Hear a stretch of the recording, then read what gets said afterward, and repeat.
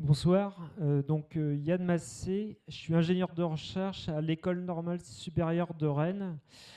Donc aujourd'hui, je suis le porte-parole d'un projet collaboratif qui s'appelle Manger 4D. Donc j'aurai l'occasion de vous présenter les différents acteurs.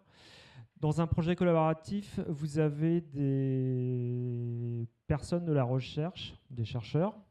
Vous avez des industriels qui définissent des objectifs, qui définissent des verrous, et différents acteurs qui peuvent être d'associatifs ou de chambres du commerce.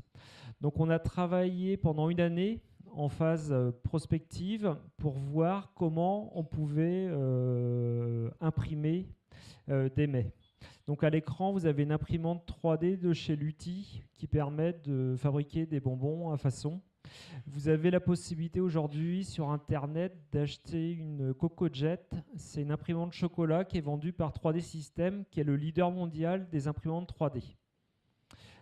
Moi, là-bas, je suis plutôt spécialisé dans l'impression 3D, donc plutôt dans le tech et pas dans la food.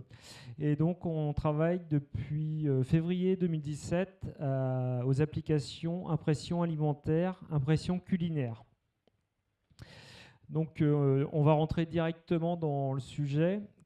Qu'est-ce qu'on peut envisager derrière une imprimante 3D culinaire alimentaire?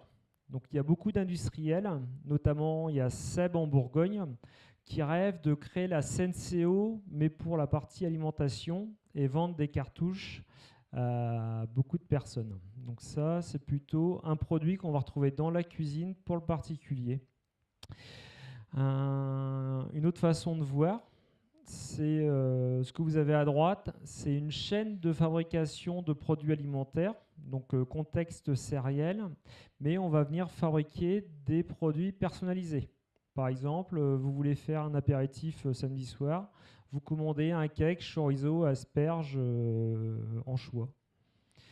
Donc trouver des moyens de fabriquer des produits personnalisés, mais en grande série.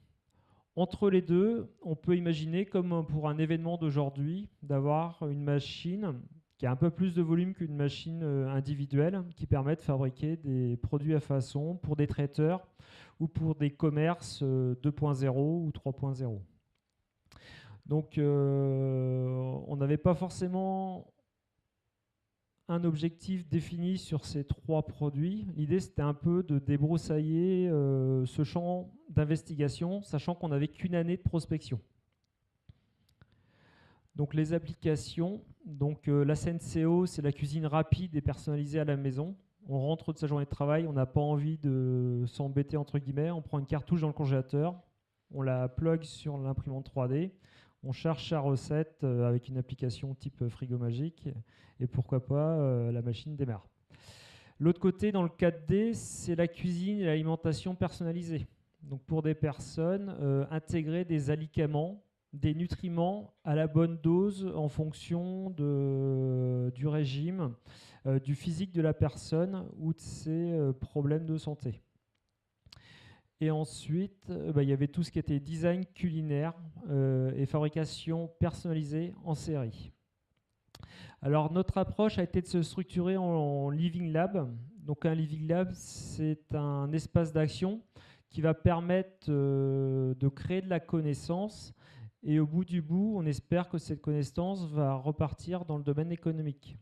Donc on a fédéré différents acteurs, des acteurs de la recherche fondamentale, appliquée, des industriels, et on a pu, par cette fédération d'acteurs, demander de l'argent, notamment à la région, pour avoir une levée de fonds et notamment financer tous les apports publics.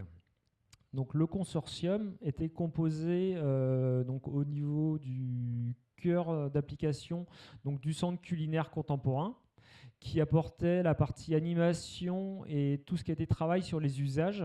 Donc c'est pas le tout de réfléchir à comment imprimer un mets, mais il faut d'abord que le client souhaite utiliser ce type de moyens technologiques. Donc ensuite, avant d'imprimer un mets, il va falloir le travailler et le rendre imprimable. Nous, on sait facilement mettre en œuvre une machine 3D qui va déposer de la matière, mais il faut que cette matière soit déposable. Donc on a essentiellement travaillé avec Agrocampus, qui travaillait sur la texturation et la préparation de la matière. Donc nous, l'ENS, on avait la dimension matérielle. Là-dedans s'ajoutaient les Beaux-Arts de Rennes, donc les AB, qui a travaillé sur des aspects réalité augmentée pour travailler un petit peu tout ce qui était usage.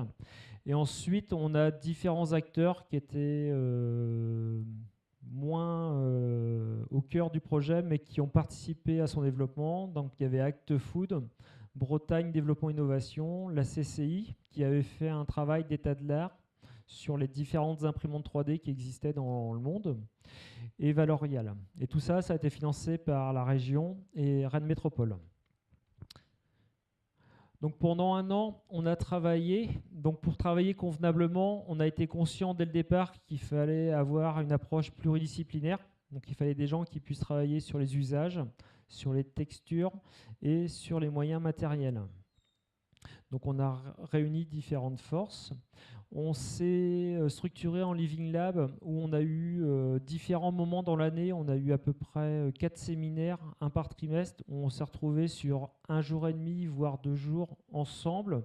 On a eu des espaces de créativité dans une cuisine. On a mis des bureaux, il y avait différentes imprimantes 3D qui tournaient, des petits systèmes de travaux pratiques pour un petit peu titiller, réveiller la créativité des différentes personnes. Et on a travaillé à implémenter les différentes solutions. Donc le centre culinaire a acheté 2-3 imprimantes 3D du commerce et les a données, les a mises dans les mains de chefs, cuisiniers qui ont pu tester un peu les applications. Et tout ça, ça a été fait en mode co-créatif, en coworking. Et on a beaucoup travaillé et on s'est beaucoup interrogé sur l'acceptabilité. Il y a beaucoup d'industriels qui étaient intégrés au projet. Donc j'en ai pas parlé, mais il y avait 9 industriels. Donc il y avait des gens comme Tribala, il y avait Tipiac, il y avait Villemorin, Limagrin. Donc 9 industriels qui étaient là pour s'interroger et commencer à avoir des réponses. Donc on a pu pour chaque industriel travailler des textures. On a même réussi à imprimer du cornichon. Donc il y a des choses qu'on n'imaginait pas au départ, mais qu'on a pu imprimer. Donc derrière, on s'est même amusé à le lyophiliser, à faire des sortes de curry en cornichon. En tout cas, il y a plein d'applications qu'on n'imaginait même pas au départ et qu'on n'imagine pas encore aujourd'hui. Donc tout ça, ça a été fait dans une vraie approche de culinarité. Donc il y a un des 3 chefs qui travaillait sur le projet qui était un ancien chef étoilé. Donc on a réfléchi aussi à pourquoi pas proposer de fabriquer soi-même ces cartouches. Donc on est dans des circuits courts, on se fournit chez le maraîcher du coin, donc pourquoi pas avoir un mixeur qui va nous permettre de préparer des produits frais et de préparer soi-même ces cartouches pour les positionner sur l'impression 3D. Sachant qu'il y a d'autres aspects que je n'ai pas évoqués, il y a beaucoup d'alimentation pour les personnes âgées. On doit reconstituer des formes 3D parce que ces personnes sont un petit peu lassées de manger de la purée tous les soirs. Donc l'idée, c'est de reconstituer une carotte, par exemple, à partir de purée de carotte. Donc la petite poule que vous avez, c'était de la viande de dinde qui avait été hachée par le chef, mélangée avec de la crème fraîche, du piment d'Espelette et du sel. Ça avait été imprimé cru et cuit en étuve pendant 3 minutes. Et du coup, il y avait quand même un petit peu de texture, un petit peu de mâche, donc on travaillait sur ces aspects-là. Donc là, c'est un vrai dilemme parce qu'il faut que la matière soit quand même assez finement texturée, hachée pour pouvoir l'imprimer.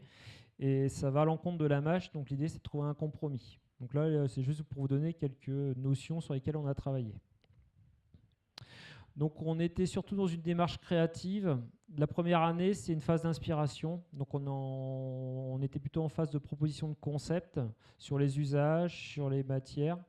Et derrière, l'idée, c'est d'aller sur une phase d'expiration pour faire des choix technologiques, travailler à des systèmes qui sont commercialisables, notamment intégrer de la conception hygiéniste, parce que ça, c'est des problèmes. Si le lundi, on passe de la carotte, le mardi, de la viande de dinde, faut qu'on puisse assez facilement soit nettoyer sa machine, soit avoir du consommable jetable.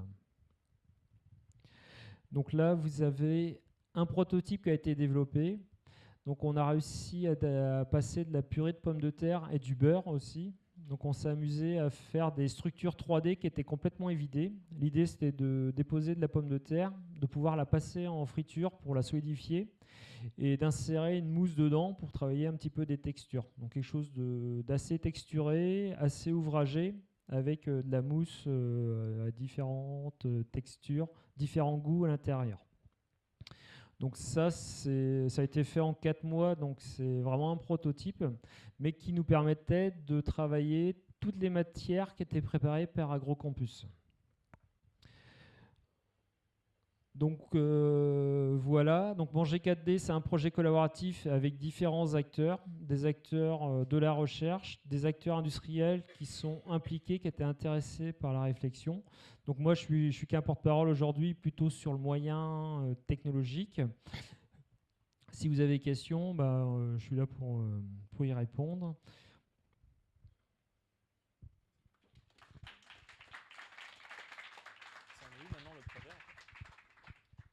Ouais, ma question, c'est on est où maintenant le projet? C'est quoi les prochaines étapes? Donc là, on est en train de remonter un projet sur 2 années pour aller un petit peu plus loin. Et on s'est rendu compte que le mode collaboratif créatif, ça avait des intérêts pour initier le travail.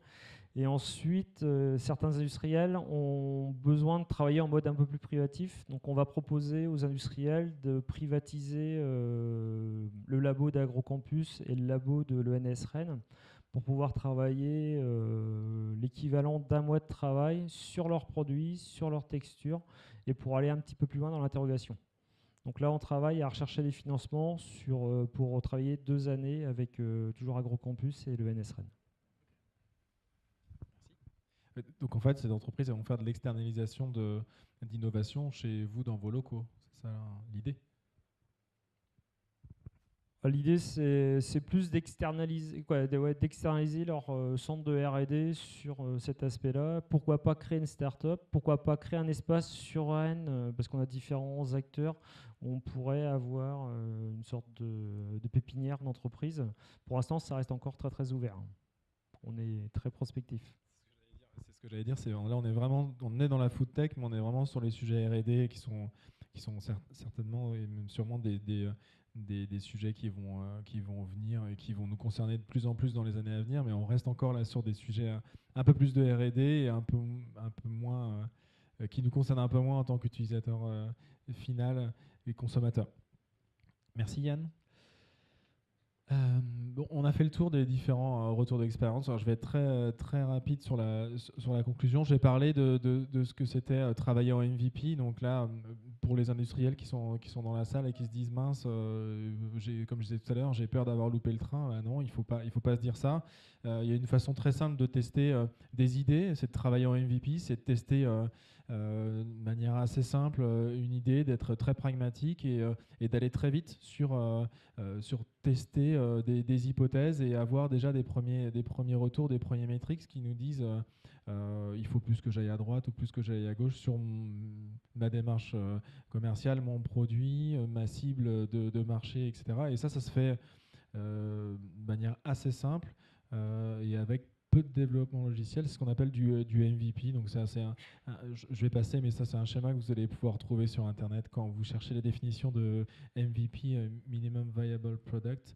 L'idée c'est de répondre à un besoin et d'y aller étape par étape et pas de chercher tout de suite à réaliser le produit qu'on a en tête, mais déjà de vérifier que en répondant à un premier besoin, on a déjà un produit qui fonctionne.